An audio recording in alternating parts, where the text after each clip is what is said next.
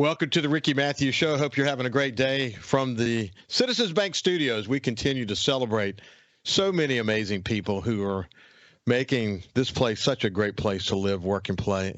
Hey, listen, I have to bring some attention to the recent passing of Walter Williams. Walter, I should point out that my son-in-law, Keith Williams Jr., that was his grandfather, and my good friend Keith Williams, that was his dad. And, we had the opportunity to celebrate last week his passing.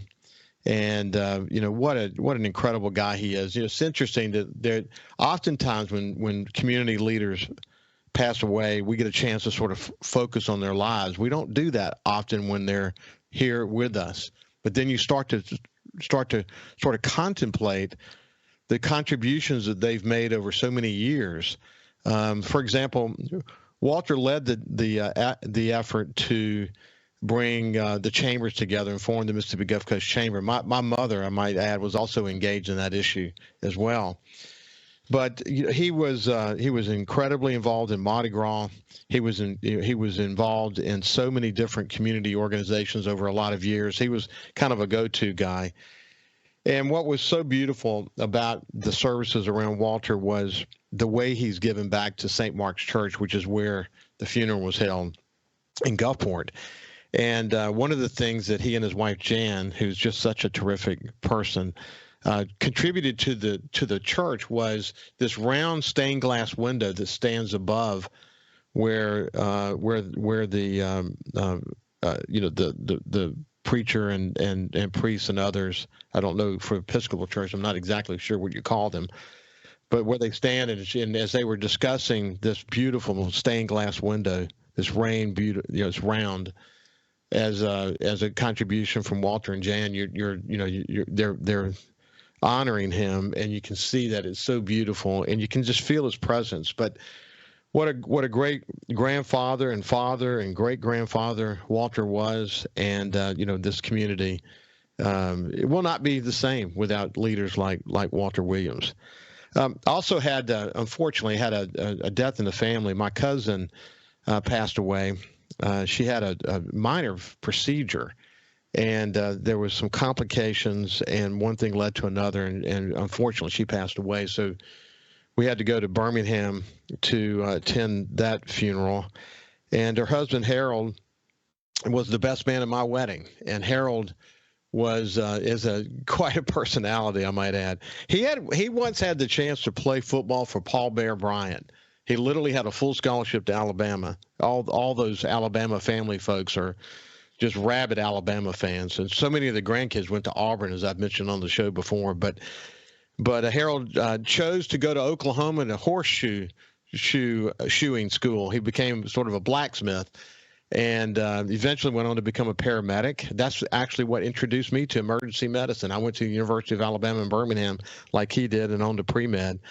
And but anyway, he had a chance to, and he regretted not playing for Paul Bear Bryant. It's kind of ironic with all that in my mind. I opened up my history book this morning and found a quote from Paul Bear Bryant. There's so many amazing quotes that are associated back to him, but he died back in 1983 in January of 1983. But anyway, he said there's a lot of blood, sweat, and guts between dreams and success. There's a lot of blood, sweat, and guts between dreams and success.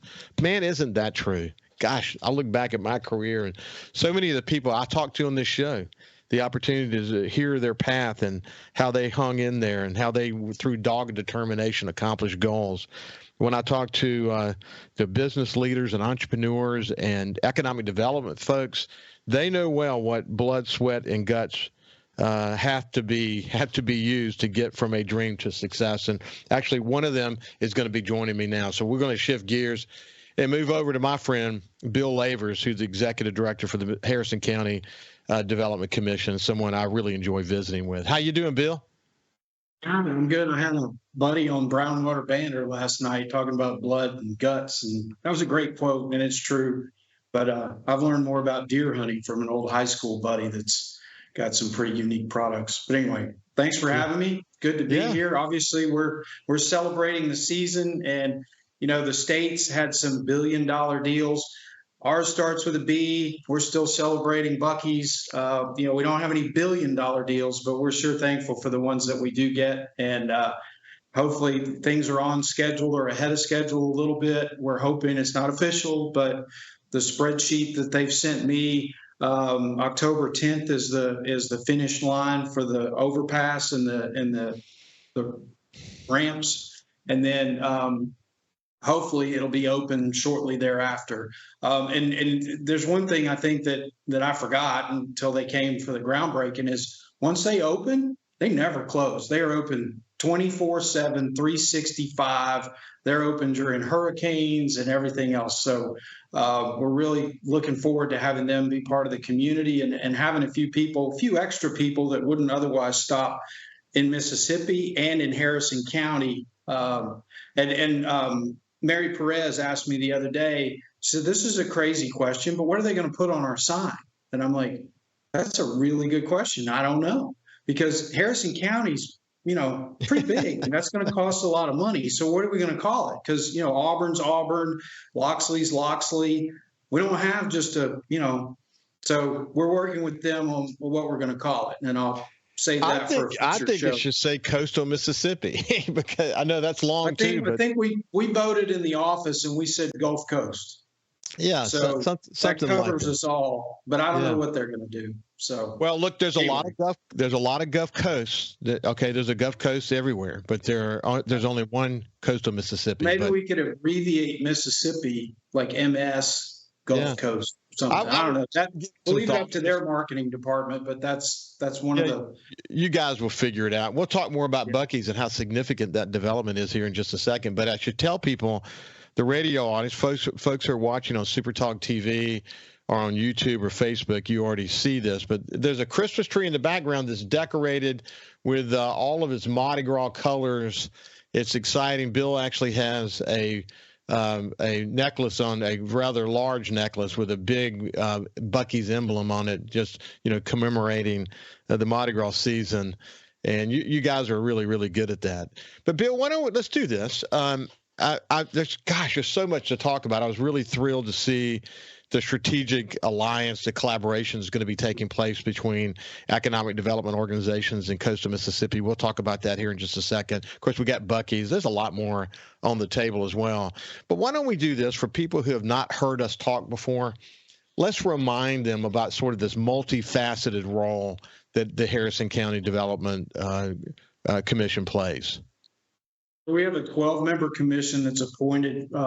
Each mayor appoints a person, each supervisor appoints a person, and then the governor appoints two. So that's the makeup of our board. We run 4 industrial parks. Hopefully we're going to add a 5th this year. We have about 350 water and sewer customers. We employ 10 people every day. We're kind of self-sustained. Our funding comes from our own activities. We'd like to change that because we'd like to have some more money, but we're working on that. And we're the organization that if you're here and you want to expand, or if you're new and want to come to town,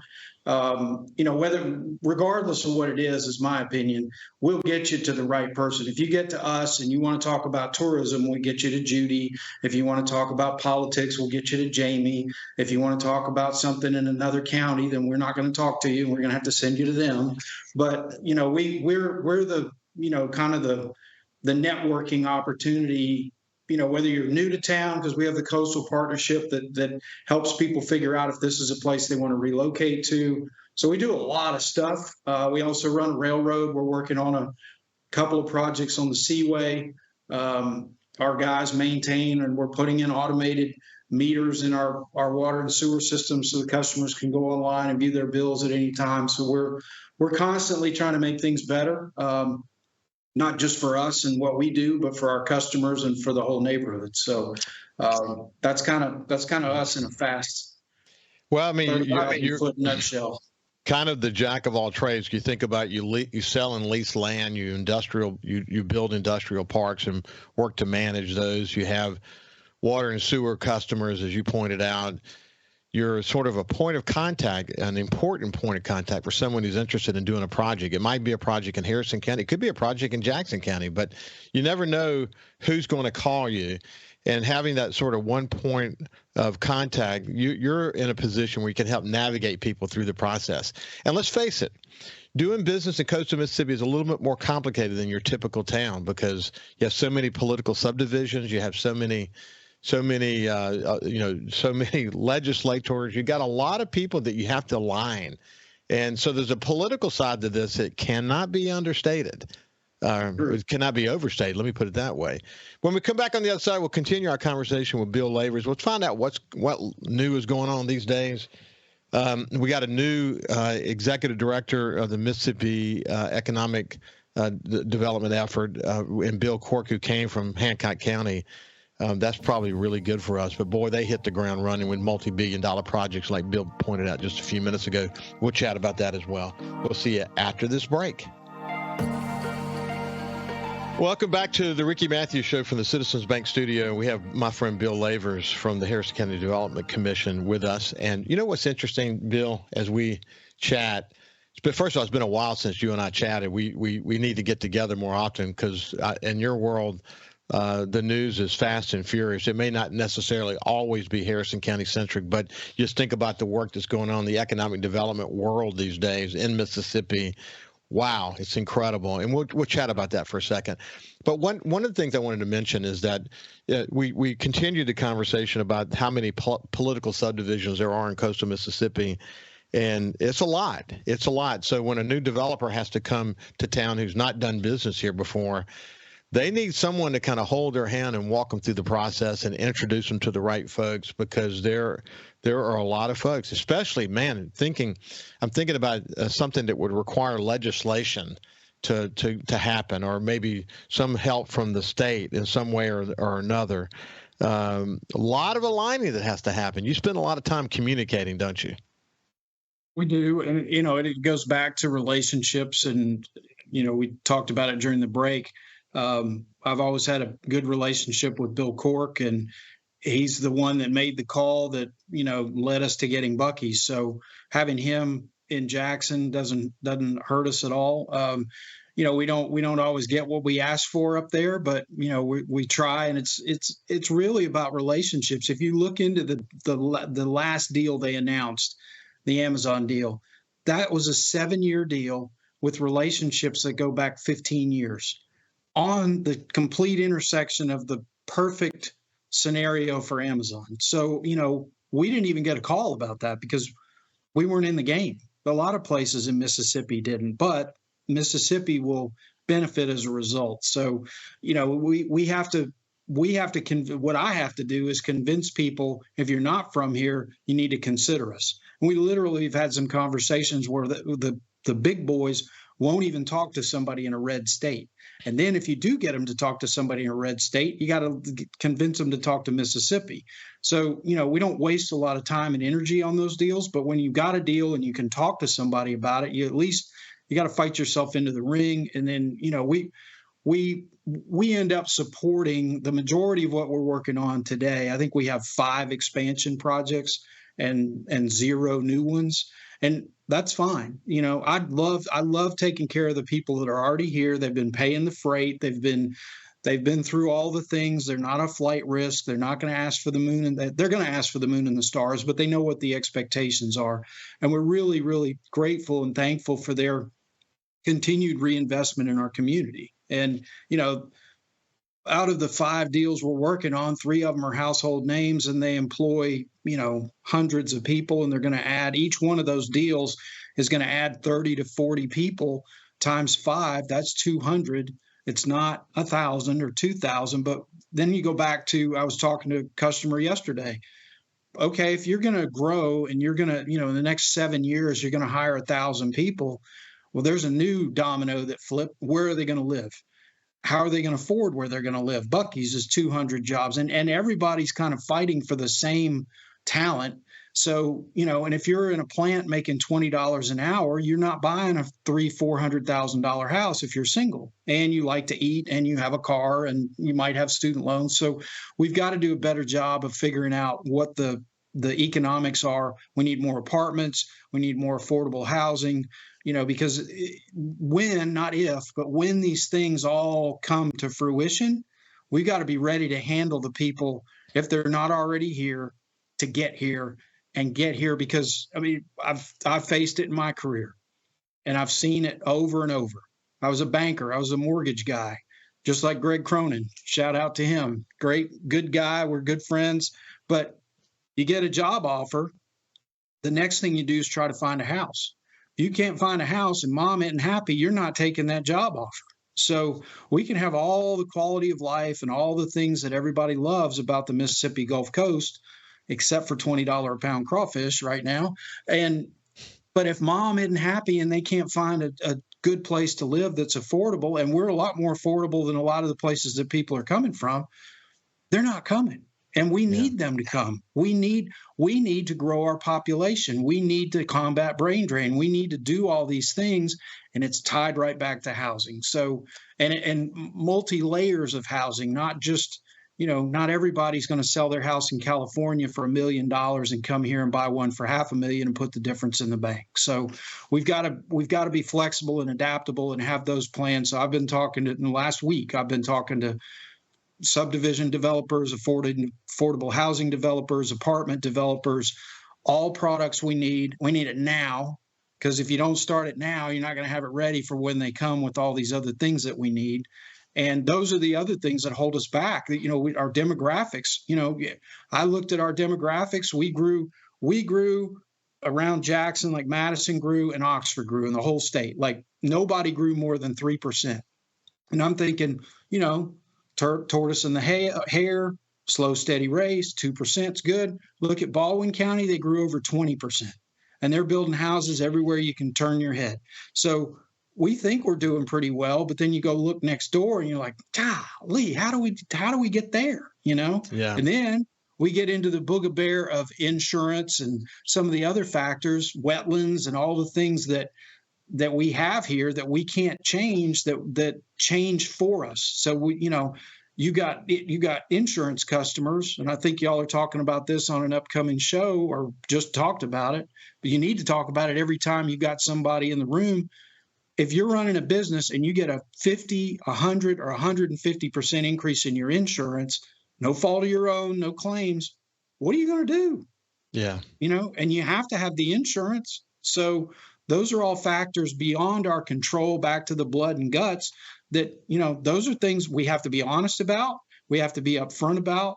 And Ocean Aero wasn't really brought up till they got here. And then they're like, whoa, hey, we've got this crazy premium. Can you help us? Went to Cork. Nope, sorry. We don't really have a fund to help you with insurance. And they ate it, and they're still glad they're here. But it's, those are variables that they're big hurdles to overcome. A lot of people don't understand. What we kind of realize is that economic development plays out across the state in different ways. You have the very local stuff that involves local entrepreneurs and business owners, et cetera. Then you have county. Each county sort of brings something new to the table.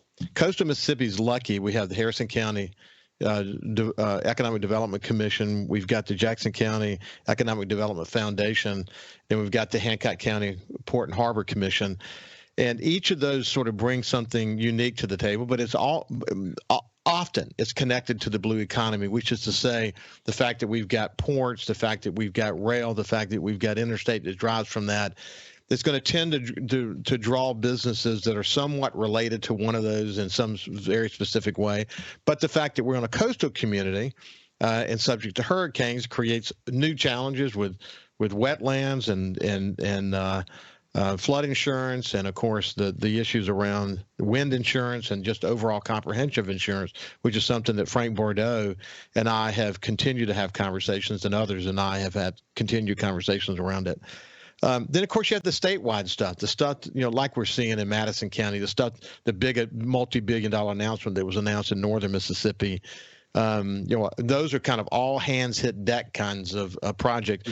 But Bill, one thing that comes to mind as I'm talking to you, you're talking about we have to make sure we stay focused on those businesses that are already here, the ones that bring us to the table to help us be successful. They're paying your bills. They're employing people. We got to do that. The thing that Jerry St. Pé reminded us of, that we can't get complacent about the companies that are already here. It could be the big ones. It could be the Ingles and the Chevrons of the world. It could be the blue chip industries that are part of Stennis, or it could be any number of other ones, including the gaming industry, for example. We can't get complacent about them. We can get in a position where we think they're always going to be there. They're just always going to be there, and we'll go pursue new stuff.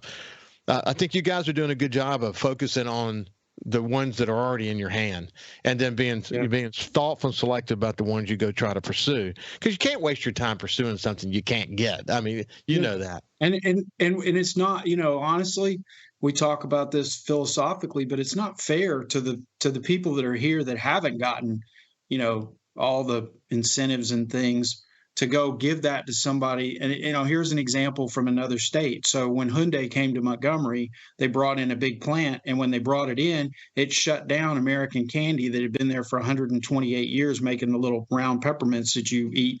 They stole all their employees. Well, stole is the wrong word. They recruited all their employees, and therefore American Candy couldn't survive and had to close because and American Candy had never gotten anything in the history of their existence. So it's a balancing act. You have to understand and appreciate what these businesses go through. They're very. I mean, we have a dinner tonight. Great example. Back to the C-Force and the things we do with the kids. So we've got our teammates that we're having dinner with the schools and the career coaches through Accelerate Mississippi, and we're trying to say, okay, stay in your lane. You talk to the kids, talk to them all you want, talk to the businesses, come to us, because the businesses don't need to be approached by 5 different individual groups about what they can do for that business, because they're busy running their business. So let us be the point of contact for that. We'll pick it up from right there when we come back on the other side. We're visiting with Bill Lavers from the Harrison County Development Commission. We'll see you after this break. Welcome back to the Ricky Matthews Show from the Citizens Bank studio, and we were talking off the air. It's interesting the kind of thoughts that a quote from Paul Bear Bryant elicits. The one I read at the beginning of the show, there's a lot of blood, sweat, and guts between dreams and success. Boy, that is definitely true when it comes to economic development. Man, I can't say enough about that. But he mentioned, actually, it's important actually to remember the history, the visionary leaders we had on the coast back in the day that led to some of our successes today. And we'll come back to some marketing pieces they put together to remind people about that, because that's you can't take it for granted how we got to this moment. One thing I wanted to make sure we didn't lose sight of, Bill, we were talking about housing stock, affordable housing especially. And, when after Katrina, we actually created with the Governor's Commission a subcommittee focused on that, because it's a lot to chicken and the egg. When we had so many homes destroyed in coastal Mississippi and so many that were damaged, we knew we were going to face big challenges. And initially what we saw was a lot of developers came in and started to think through building large subdivisions north of here. And some of that came to fruition, but most of it did not. And the reason why is because they wanted to have confidence that the jobs were going to be there. Now, we knew that the casinos are, once we did land-based, the casinos were going to rebuild, and that was a major step in the right direction. But the big question was, what else is going to come? How are we going to elevate coastal Mississippi's game? I think we all misunderstood how long it was going to take to come back from the worst natural disaster in American history. In some respects, we're still coming back. In some respects, the insurance issue still haunts us in a really big way. But the point I want to make is affordable housing is going to be one of the big keys to us succeeding. And if you don't have affordable housing, you're going to add daycare. You got to have you got to have daycare and affordable housing, because all those things are full. The daycares are full. You come with a new family, they're not in school. I mean, there's all these ancillary things. George Freeland's talked about it for years in Jackson County, and it's an issue. And we've just the things I know about, if half of them come true, it's 500 people, 500 jobs. Well, a job, if that's a family, that's 2,000 people. Where are they going? Where are they going to live? What schools are they going to go to? Those are all important factors.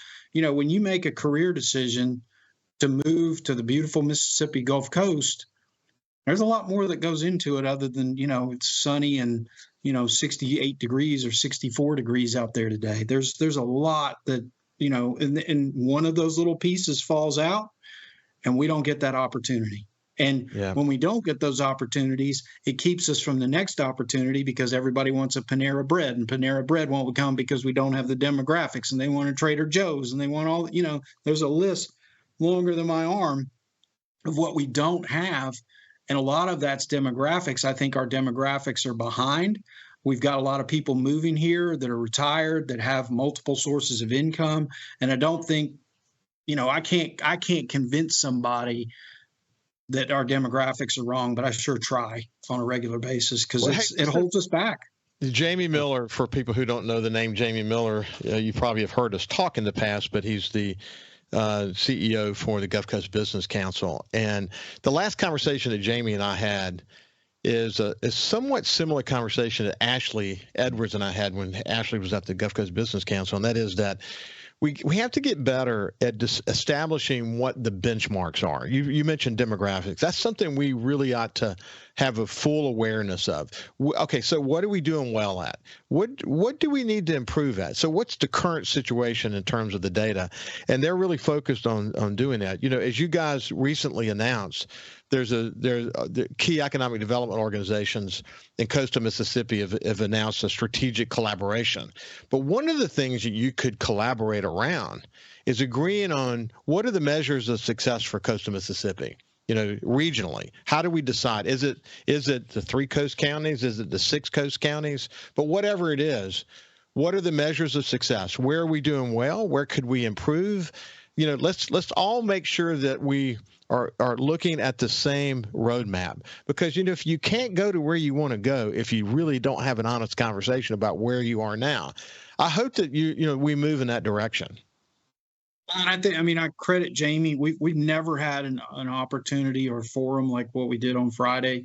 Just be honest, we're all selfish. I'm fighting for Harrison County. If you want to talk to George, you got to go Google him yourself. I'm just kidding. I will give you George's number, but, and it's hyper competitive, but George and I and Blaine were on a call the other day, and, we've never really fought amongst each other for deals. We either get a deal and it fits in our box or it doesn't. And the thing that, a lot of the deals don't come south of Hattiesburg because of insurance, don't come south of Hattiesburg because of wetlands and timelines and housing and affordability. And that our insurance rates are higher than other parts of the state. So, and there was in some of these big announcements, why didn't it go to the Delta? The customer you don't get to tell the customer what to do. Yeah. Especially when it's some of those big boys. They tell you where they're going, when they want to be there. Hey, Bill, to zero in on that point, specifically Mississippi Today criticized the current Mississippi administration economic development efforts that the economic development projects were not west of Interstate 55. But the reality is the customer chooses that. Look at their press release. Go listen to Cork's interview on SuperTalk. And you know what it was? It was the east-south internet pipeline, transcontinental or whatever it's called, and the north-south. Boom, bullseye, there. Then you got power, and a power company that's willing to come in and make the investment to support all that, which some of that will go out into the west of whatever. But it also goes back to 15-year relationships. Joey already had an Amazon facility in that town. He's built those relationships. It was the bullseye that none of the rest of the whole state had. And, you don't have those internet connection points that were right there on that specific property that Joey decided to buy like 4 or 5 years ago, that he now has no more property because of that. And you look at, there's a huge battery plant that went to Elizabethtown, Kentucky. It's halfway between Bowling Green, where the Corvettes are made, and Louisville. There's nothing in Elizabethtown, Kentucky. It used to be a truck stop when I went through there. They've gotten 3 enormous EV battery plants. Why? Because they invested the money 20 years ago for something that they hoped might come, just like our folks did on the Seaway. If the folks hadn't done what they did 65 years ago, we just had our 65th birthday, we wouldn't have what the industry that we have along the Seaway, Warren Paving and, Gulf Ship and Cotton 4 and Bayou Concrete. I mean, they all get their raw materials off the Seaway. And I took the Corps for a ride on a boat because they'd never been over here and ridden on the Seaway. They had no idea there were that many businesses out there. And because we took them on a ride on the boat, they called 60 days later and says, hey, we've got $1.2 million in the budget. We're going to come dredge your Seaway. And I was like, heck yeah. Can we, I was going to get LOX to ride on the dredge with me and go do a story because that was free money to our community that benefited the businesses along the Seaway that the Corps didn't even know existed until we invested that time to build that relationship. So what's important, and I get that we would love to see economic development west of 55. But if this state doesn't take the point of view that a rising tide will ultimately lift all boats, you mentioned the name Joey. Joey Deason is with the Madison County Economic Development effort. He's long relationships, and the AWS project that was this multi-billion-dollar project that was recently announced is something that he had worked hard for many, many years. But it took multi-levels of the state. It took years of focus. It took incentives. People don't like incentives, but the truth is, as long as our competitors have incentives, we're gonna have incentives. That's just the way it works. We can choose not to have incentives, and then we won't have any economic development. Yep. So, hey, let's go back. Let's go back to the kids for a second. So we've got 34 kids deployed in the kind of high demand jobs. I forgot to ask Pam. Pam decorated the tree earlier, by the way, so I'd give her credit for that.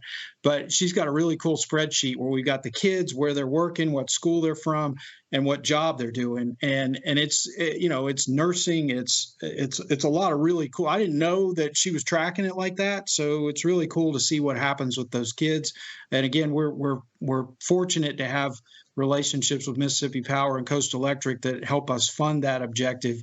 But we've, I'd still like to have 300 kids. We got this dinner tonight with our partners. We're totally dependent on those relationships of in the school, find the kid, put the kid in the job. And again, we partner with Accelerate Mississippi, but a little bit different is that we pay them to go make sure they don't want to do that when they graduate or grow up. And we've got great examples of kids that have gone off and come back home, like Floridito that works at LOX, who's the she's digital content manager. I think she just got promoted, but she went to school at State and came back. So there's a brain drain plus we one. We've got to battle brain drain. I love the way you guys are tracking that program. That is awesome. When we come back on the other side, we'll continue our conversation with Bill Lavers.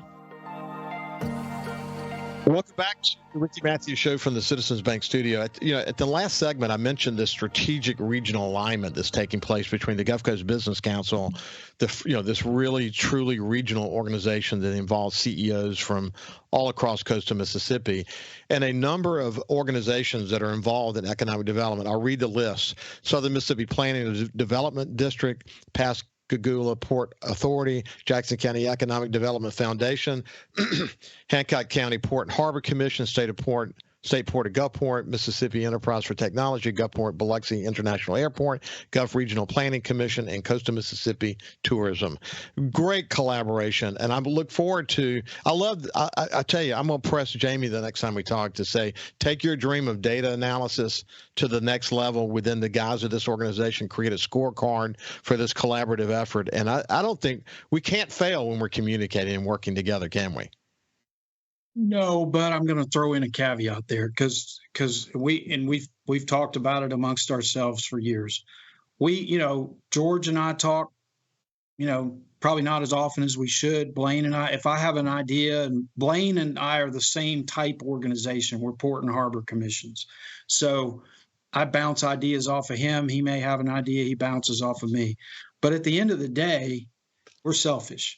We're fighting for our own forts. I like Clay, but Clay's fighting for his fort and I'm fighting for my fort. And if we happen to fight for each other, that's great. But if we create this global scorecard, every one of us does something completely different. Hancock County is serving big industries. I mean, here's an example. we have Ocean Aero. It's about a $4 million investment. We love it. Everybody's talking about it. It's blue economy. We have 400 people at their celebration. Same day, Calgon invests $200 million, and there's less than 6 people in the photo picture, including Bill Cork, and it didn't even make the news. And Calgon's been here like 15 or 20 years, and they're $1 billion, organization. So where's the shiny, new thing that gets all the attention is not always what we're really doing every day. And to me, I tell everybody all the time, base hits and bunts score runs, and I can steal bases like what was his name, Ricky? Yeah, I'm with you. On the Oakland A's, I can't remember his last name. Right. But, so, I mean. Henderson. Thanks, there you go. Yeah.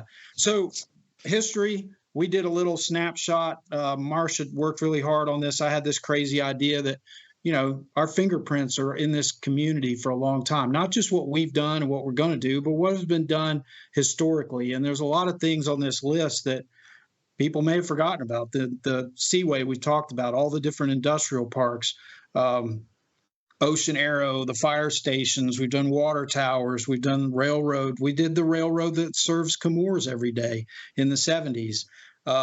We do the Harrison County military team. We're the foreign trade zone. We have a meeting tomorrow at lunch, our annual meeting for the foreign trade zone. So we all the counties work together to make sure that trade, and that's a huge component of our economy with Chevron and a lot of those businesses.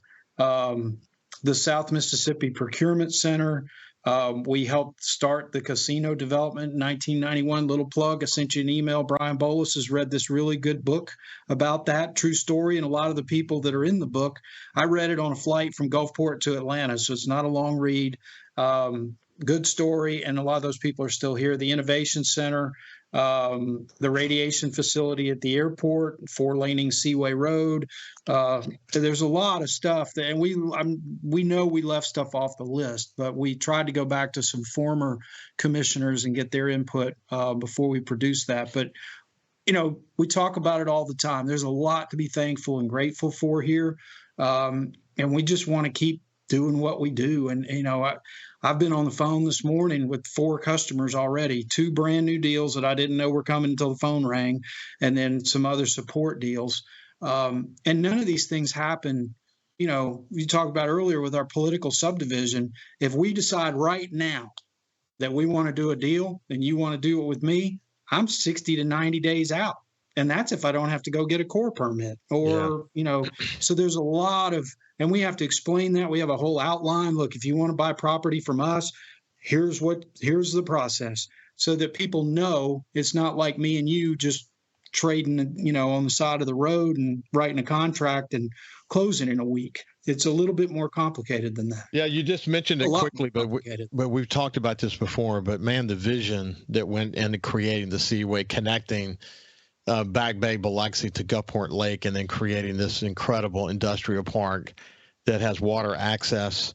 Somebody was a big dreamer. Somebody, as Paul Bear Bryant said, did some blood and guts to make that happen. We were very lucky. Yeah. When it was created for the industry that made the poles that do the Chryso poles. Yes. Yeah. Well, those poles, but then also the poles for the drilling rigs out in the Gulf. Well, those businesses consolidated or shut down. So it's not like everything left and it's just abandoned. It got regenerated into different things that are still Seaway related. So we've got, raw materials coming in for some of the aggregate companies. And so we've reinvented ourselves right underneath our own eyes. And a lot of people haven't really realized that as much as they should. And we're going to continue to do that because coastal Mississippi, we're fighters. We're going to expend the blood and guts to make our dreams become a success. Hey, Bill, it's been a pleasure to spend some time with you, my friend. Thank you. We need a 2-hour show to cover everything. I agree. On the table. It's always a pleasure, my friend. Have a great day. Thank we'll see you, sir. tomorrow.